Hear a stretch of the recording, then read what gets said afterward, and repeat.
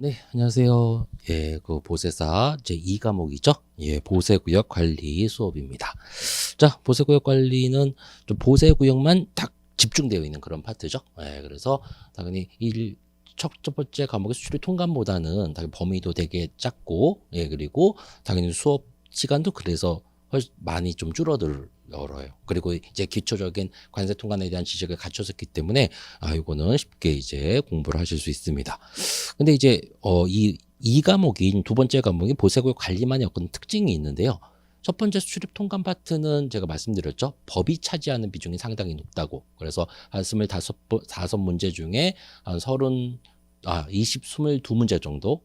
그래서 한 3문제 정도만 고시 규정에서 출제가 된다 그랬죠. 평균적으로. 근데 이제 이 보세구역 관리는 그렇지 않습니다. 이 보세구역 관리는 오히려 고시 규정이 차지하는 비중이 높습니다. 그래서 고시 규정이 차지하는 비중이 많게는 한 15문제? 그러니까 25문제 중에서 15문제. 적게는 한 10문제? 그래서 15에서 10문제. 고시 규정이 그럼 차지하는 비중이 더 높다라는 거예요. 예, 그래서 근데 이제 범위는 작지만 오히려 그런 면이 있으니까 그런 거를 생각하시면서 공부를 하셔야 되겠죠. 예, 그래서 뭐 어떤 그 공부의 방향은 어떻게 하시냐면 법으로 출제되는 거는 거의 다 맞추는 건 기본으로 개념을 잡아주셔야 되고요. 왜냐하면 이건 법만 따지면 범위가 엄청나게 작은 거거든요. 그래서 법에서 출제되는 건 기본으로 10문제에서 15문제 사이는 무조건 다 맞춘다. 그리고 고시 규정에서는 이제 말씀드렸죠. 고시 규정은 이렇게 세무란 어떤 행동 강령 같은 걸 적어놓은 거라서 상당히 솔직히 복잡해요. 예, 그래서 당연히 많이 나오는 거 위주로 책도 제가 편집을 그렇게 해놨고 제가 수업도 그렇게 나갈 거예요. 그러면 그 위주로 보셔가지고 그 고시 규정 중에 솔직히 한 반 이상만 맞히시면 되는 거거든요. 예, 그렇게 공부를 해주셔야지 효율적인 공부가 된다라는 거 생각하시면서 예, 요거 준비 그럼 시작을 할까요? 자, 그럼 이제 1장 252페이지 예, 1장 보세구역 개요입니다. 자, 보세구역이 뭐다 뭐 이런 거는 이미 앞에서 다 공부하신 내용이죠. 그리고 보세구역의 기능 뭐 이런 것도 한번 여러분들이 앞에 공부로 다 이해하실 수 있는 개념이고요.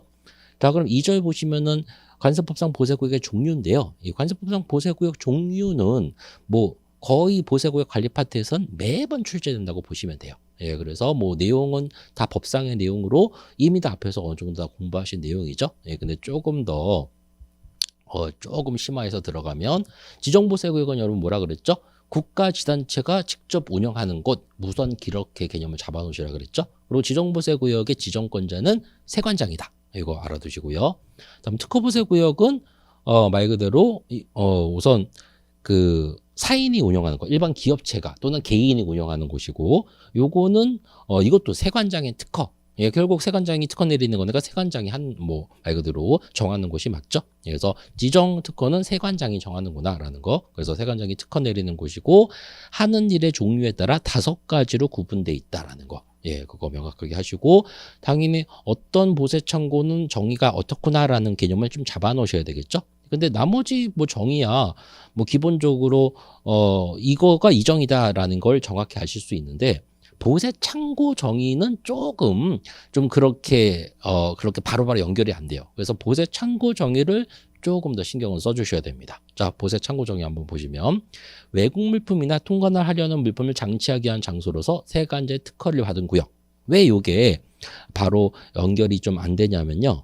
근데 보세청구에서 외국 물품이나 통관한 물품을 장치하기 위한 장소에 세관장의 특허를 받은 구역 요까지 끊으시고요. 그 뒤에 거는 다 지워버리세요. 이게 편집이 좀 잘못되네요. 뭐 건설 공사를 할 수 있는 장소로서 세관장의 특허를 받은 구역 요거는 당연히 보세 건설장 파트의 내용이에요. 그래서 외국 물품이나 통관하는 물품을 장치하기 위한 장소로서 세관장의 특허를 받은 구역 요까지만 딱 하시고 뒤는 좀 삭제 좀 해주시고요. 이게 편집이 좀 문제가 있었네요. 자, 그럼 왜 요게 보세창고의 정의하고 좀 와닿지 않냐면은 단순히 이 정의만으로 봤을 때는 이 정의는 모든 보세구역에 해당되는 그런 어떤 정의거든요. 모든 보세구역에 외국 물품을 장치하기 위한 장소잖아요. 그렇죠? 예, 그래서 요 정의만은 요렇게 정의하고 있구나. 요렇게 좀 체크를 해 놓으세요. 근데 이제 요 정의가 어떻게 보면 두 가지가 함께 담고 있는 거거든요.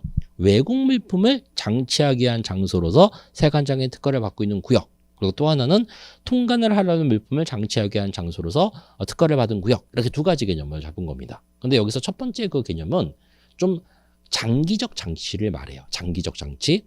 그리고 두 번째, 통관을 하려는 물품을 장치하게 한 장소로서 세관대 특허를 받은 구역이라는 개념은 일시적 장치를 의미합니다. 네, 그래서 보세창고가 이렇게 장기적, 일시적 이 두 가지 개념을 이런 식으로 표현해 놨구나, 이런 거를 좀 체크해 두시고, 이거는 뭐 어떻게 생각하면 모든 보세구역이 이 정의 아니야? 이렇게 생각하실 수도 있는데 그게 아니고 보세창고의 법상의 정의라는 거를 명심하세요. 예, 나머지 정의도 여러분 한번 쭉 보시고요.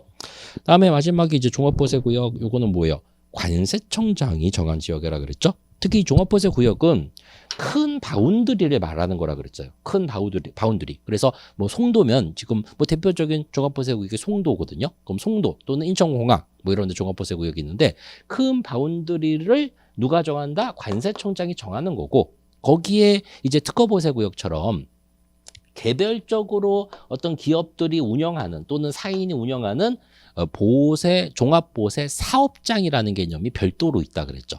이미 이런 거는 뭐 이미 수출입통관 파트에서 미리 다 공부하셨죠? 예. 근데 이런 큰 바운드리는 관세청장이 정합니다만, 이런 이제 종합보세 사업장, 여기 이런 개념들에서 어떤 규제 이런 거는, 그런 거는 세관장이 합니다. 하지만 지금은 큰 바운드리를 설명하고 있는 거니까 종합보세 구역은 관세청장이 정하는구나, 뭐 이런 개념을 정확히 잡아두세요.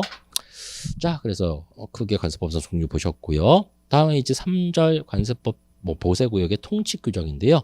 자, 이 보세구역 통치 규정 역시도 뭐 꽤 중요합니다, 여러분. 근데 요것도 뭐 앞에서 어느 정도는 다 개념을 잡으신 거라서 쉽게 이해하실 수 있을 거예요. 자, 1번 첫 번째 물품의 장치 규정이 있는데요. 자, 물품의 장치 이렇게 되어 있죠. 외국 물품 등의 보세구역 장치 원칙. 그래서 외국 물품과 내국 운송 신고를 하고자 하는 내국품은 보세구역이 아닌 장소에 장치할 수 없다, 이렇게 돼 있죠. 그래서 요거 정확하게 체크해 주시고요. 그래서 당연히 보세구역이란 개념이 그런 개념이라 그랬잖아요. 외국 물품이 우리나라에서 합법적으로 있을 수 있는 곳이 뭐예요? 바로 보세구역이거든요. 그래서 외국 물품은 보세구역이 아닌 장소엔 장치할 수 없다, 그 말도 맞는 말이 돼버리는 거죠. 근데 여기서 요거는 나 모르겠는데 라는 분들이 계실 거예요. 내국 운송 신고를 하고자 하는 내국 물품은 왜 또 보세구역이 아닌 장소에 장치할 수 없지? 뭐 이런 거를 좀 의아해하실 수 있는데, 요거 잠깐 간단하게 설명을 좀 드리면요. 우선 여러분 보세 운송은 여러분들이 공부하셨죠? 근데 내국 운송은 공부를 좀 안 하셨을 거예요. 원래 이 내국 운송 파트는 운송수단이라는 관세법 파트에 있는 건데, 지금 이 보세사 시험 범위에서 그게 빠지는 바람에 뭐 이런 것까지는 설명을 할 수가 없었거든요. 근데 간단하게만 설명드리면, 우선 보세 운송은요, 외국 물품을 국내 운송수단으로 옮기는 걸 말합니다.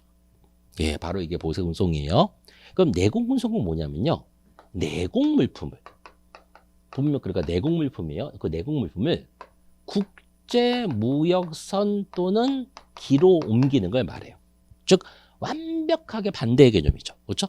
그래서 보세 운송과 내국 운송 반대의 개념 정확하게 잡으시고요. 그럼 내국 운송 이런 거는 언제 일어나냐면요, 이런 때 일어나는 거예요. 자, 언제 일어나냐면, 여러분 어떤 물품 중에는 운송을 한 번에 많이 해야지 채산성이 있는 물건들이 있어요. 그러니까 만약에 컨테이너 뭐 이런 식으로 그 정도로 운송을 하면 이건 배보다 배꼽이 커요. 무슨 말이냐면, 꼭 필요한 물건이라서 꼭 수입은 해야 되는데 컨테이너 이런 걸로 수입을 하면은 뭐예요? 운송비가 더 비싼 거죠. 안에 내품보다. 이건 말이 안 되잖아요. 그럼 그런 건 어떻게 운송해야 될까요? 엄청나게 한꺼번에 많이 운송을 해야 돼요.